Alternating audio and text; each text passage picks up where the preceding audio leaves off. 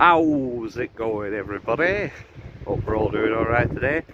Back with a brand new video, and today we are in a place called the Forest of Bowland, which is a place I've been to briefly, but I've never had a really good look around here, like a really good explore. So yeah, we're going to spend a couple of hours here today and see what we can find. Just up the hill from here is a place called Longbridge Fell, which actually, according to the British Bigfoot map, it's had a lot of sightings in there of wild men. So that'll be interesting to go and have a look at. And we're also going to talk about the Orang-Pendek today, which is a relic hominid similar to Bigfoot, Yetis, things like that, that comes from the island of Sumatra. So if you would like to learn more about that, please stick around to find out more.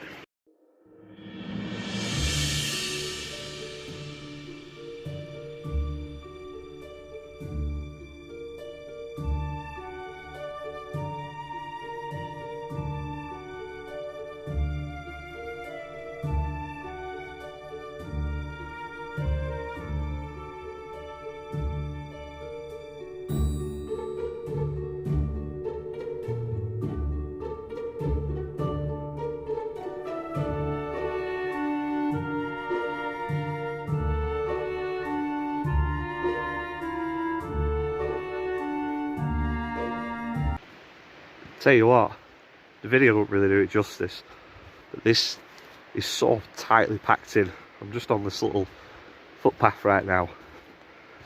It's actually quite claustrophobic in here. I apologise in advance if I sound a bit horsey today, a bit bunged up. I'm just coming off the end of a cold. So yeah, my bad about that. But yeah, the Forest of Bowland.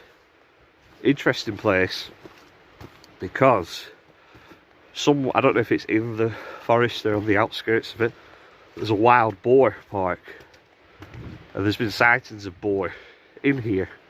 So I don't know if they accidentally get out or whatever, or they let them go. I don't know, but you never know, we might bump into one.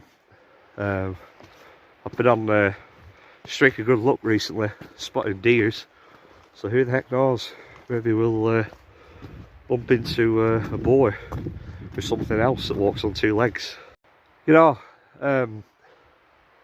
as a spiritualist, I like to think I'm quite in touch with the vibes of, you know, places I go to like woodlands and what have you, day and night.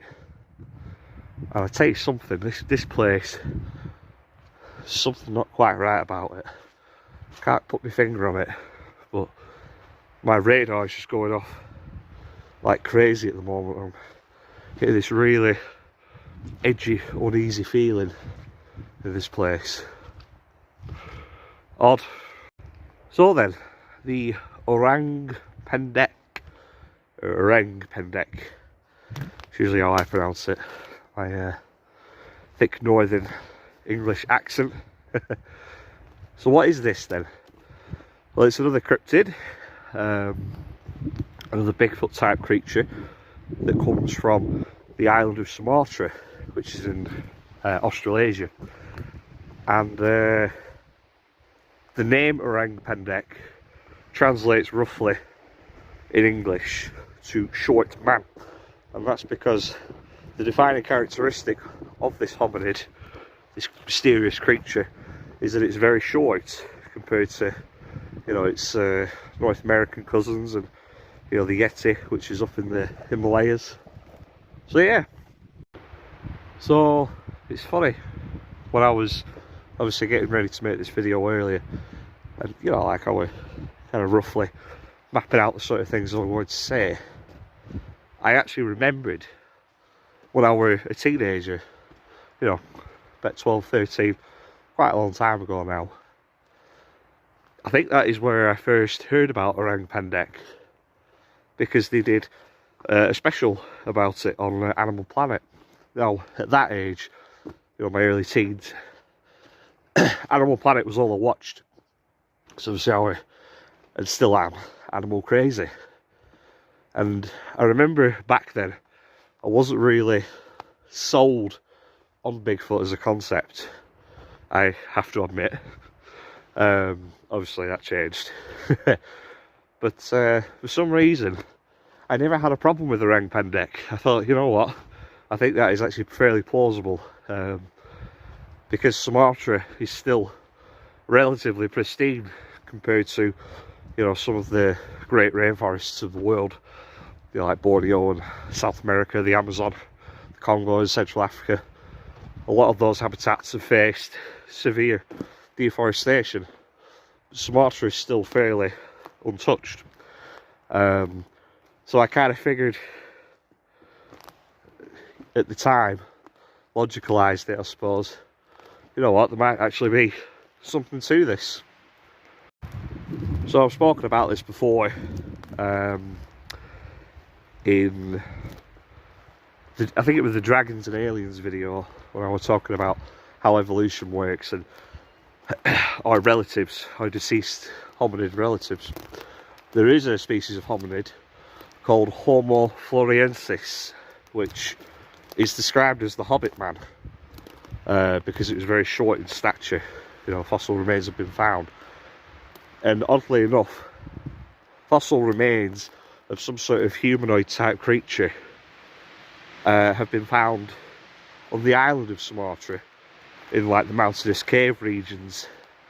So what the point I'm trying to make, if Orang-Pendek, when it's been sighted, has been described as very short in stature compared to Sasquatch and Yeti and things like that, is it possible that these fossil remains that have been found of Homo floresiensis is actually the same creature? Interesting.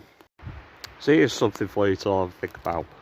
This is kind of a point I'm going to make that is for the existence of these creatures, which, you know, we don't need that anyway on this channel, let's face it. I'm sure we all believe. But basically, when I was 20, I think I've spoken about this before on the channel, I was lucky enough to go to South Africa and work on a game reserve, like a work placement type thing. And of course, you know, it was the greatest experience of my life. But one thing that I do remember in particular, which is quite relevant to what we're talking about, is, you know, you could be driving along in the bush, you know, in the range of vehicles, and there could be a herd of elephants just step out onto the game trail, and you would never have known they were there ever. So, and obviously the elephant is, you know, the African elephant, it's the largest land animal in the world. Land mammal, I should say. You would think an animal like that would stick out from far away, but they don't. All they have to do is literally quietly take a step to the side and they disappear. And again, an animal that is in excess of 5 tons in weight, you'd think it'd make a bit of a racket. They're actually so quiet, they're elephants, when they're moving through the bush. And, you know, if we take the island of Sumatra, fairly big island, it's covered in rainforest, and if there's a couple of dozen of these creatures running around up in the high remote mountainous regions of rainforests, and an elephant can disappear that easily into African scrubland, what are the chances of being able to spot, you know, a 5 foot tall, intelligent and elusive hominid? You know, when you start to break down the argument logically like that, it doesn't seem likely that these things will ever be truly discovered. Just quickly before we crack on, come across this branch that's been bent and pinned against this other branch here. And, you know, I don't want to move it too much, but there's some strength been done to twist that around. If that's what's happened, that's either happened through wind or someone's done that themselves. It damn sure ain't a deer that's done that, or a squirrel or a boar. I don't know. Yeah, look at that. If you think it might be man-made, let me know down in the comments. But this place is just full of stuff like that.